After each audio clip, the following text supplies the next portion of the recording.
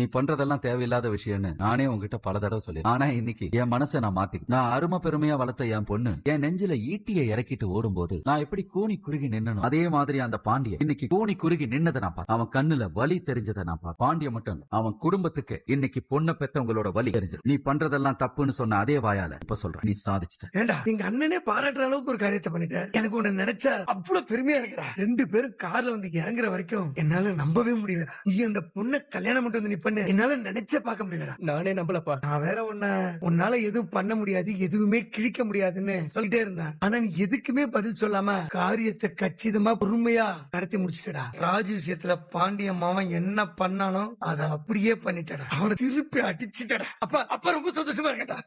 ஒரே ஒரு வருத்தம்டா. என்னப்பா?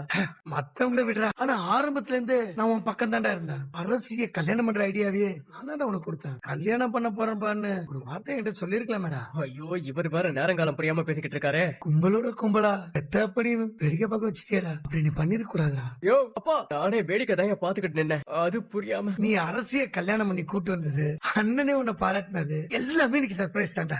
தலகால் புரியாத அளவுக்கு அவ்வளவு சந்தோஷமா இருக்கேன்டா. நீ எதுவும் சொல்லாத, அப்ப ரொம்ப சந்தோஷமா இருக்கு.